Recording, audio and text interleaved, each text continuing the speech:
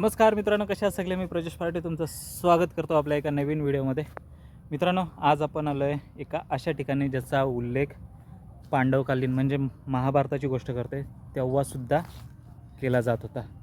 म्हणजेच मी आता Champaner Pavagadh archaeological site आहेत त्या बघायला आलो आहे. आणि हे पूर्ण एरिया आहे ना, त्याचं नाव होतं पूर्वी हिडंबा वन. आत्तासुद्धा इथल्या लोकांना तुम्ही विचारलात ना तर ते सांगतील की हिडंबा हे ठिकाण आहे. म्हणजे काय विचारलं, हा एरिया कोणता, तर ते सांगतील हिडंबामध्ये तुम्ही आलात, हिडंबा वनामध्ये. असो, आज इथे आपण पाहणार आहोत एक 7 कमान नावाची एक वास्तू आहे, तीसुद्धा आपण पाहायला जाणार आहोत, जी तटबंदीवरती बनवण्यात आली होती.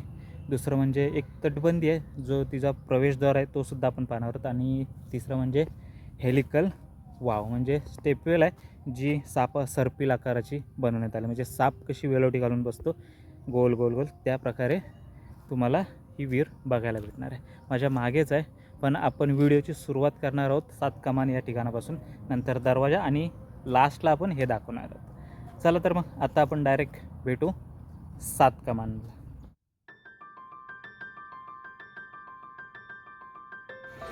मित्रांनो, आता आपण आहोत पावागड बस स्टँडजवळ आणि हे वडोदरापासून लगभग 50 किलोमीटरच्या अंतरावर आहे.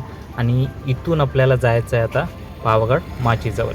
आपण मंदिर पाहायला जाणार नाही, पण तिथपर्यंत आपल्याला कसं पण जावं लागेल, कारण की आपण जे पाहायला जातो आहे, जी 7 कमान आपण पाहणार आहोत, ते इथून 5 किलोमीटरच्या अंतरावर आहे. पण बस ही डायरेक्ट माचीवरती जाते, म्हणजेच पावागड मंदिराच्या पायथ्याजवळ जाते.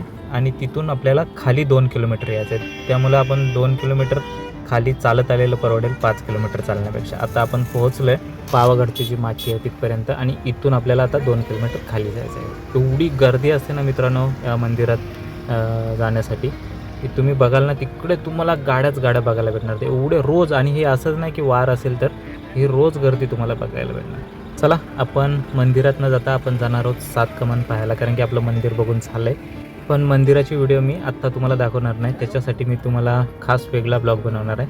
आत्ता आपण जातो आहे 7 कमान पाहायला. चला, आपल्याला आता चालत जावं लागेल. हे बघा, ही गर्दी तुम्हाला दिसून एवढी गर्दी आहे ना मित्रांनो, 3-4 किलोमीटर लाईन तुम्हाला ही अशी बघायला भेटेल.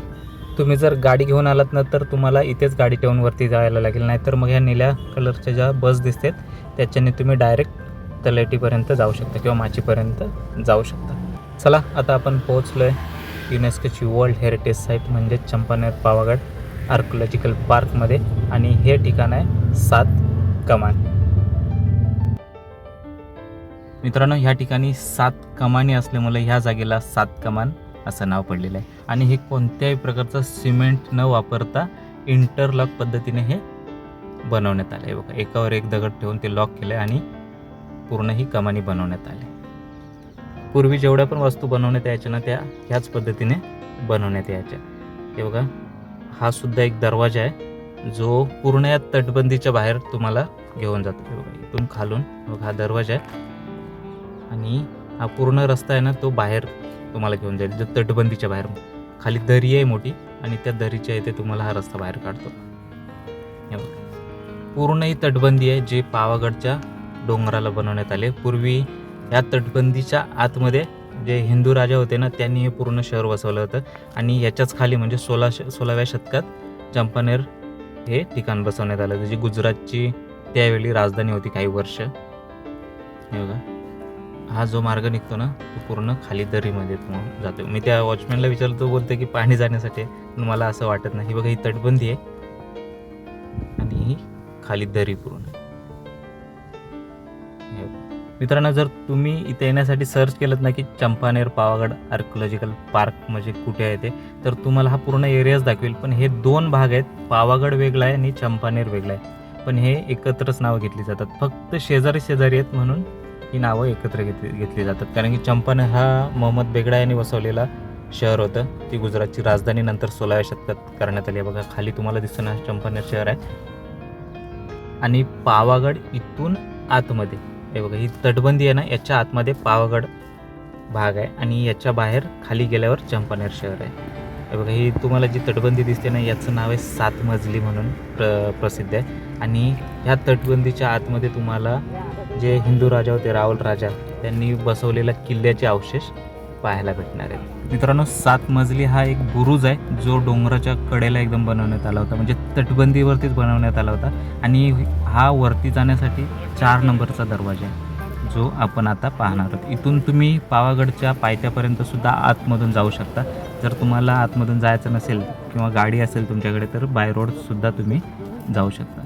नाहीतर मग मधून इथून जो रस्ता तुम्हाला घेऊन जाईल ना जो वरती मंदिराच्या माचीपर्यंत म्हणजे पायथ्यापर्यंत. मित्रांनो 8व्या शतकापासून 14व्या शतकापर्यंत हे ठिकाण हिंदू शासकांची राजधानी असल्याचं सांगण्यात येतं. आणि 16व्या शतकाच्या सुरुवातीला जो मोहम्मद बेगडा होता त्याने हे ठिकाण जिंकलं आणि चंपानेर म्हणजे ह्या टेकडीच्या पायथ्याजवळ चंपानेर हे शहर पूर्ण बसवण्यात आलं होतं.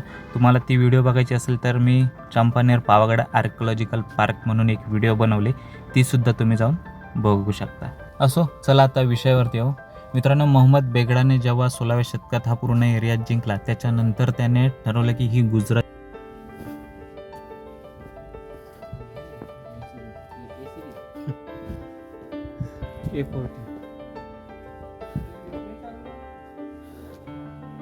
चला आता आपण आतमध्ये जाऊ.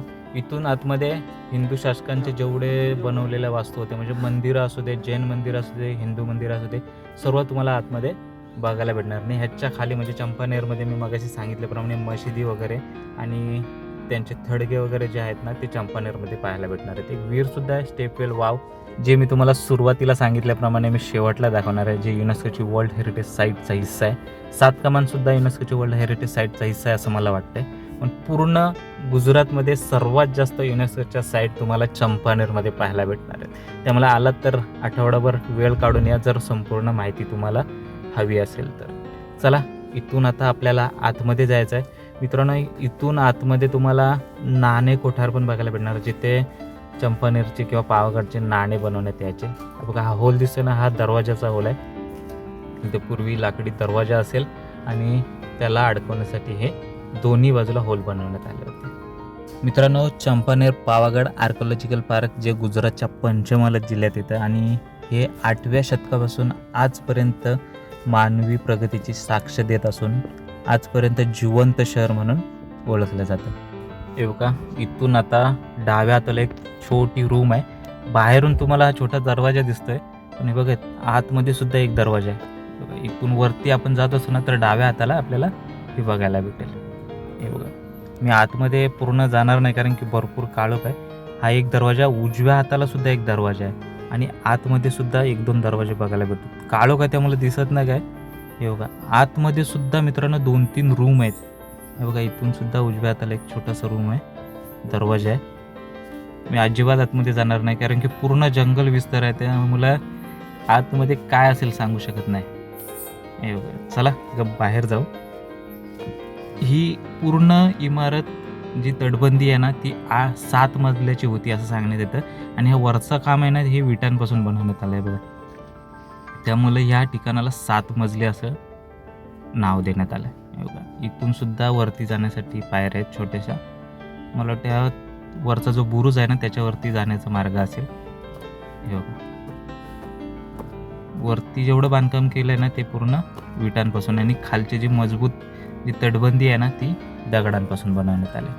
चला जास्त वेळ मी इथे थांबणार नाही कारण की पावसाचं वातावरणसुद्धा झालं आहे आणि आपल्याला अजून पुढे जायचं आहे हालोल बाजूला जिथे आपल्याला पाहायचे आहे कुंडलिक म्हणजेच हेलिकल वाव.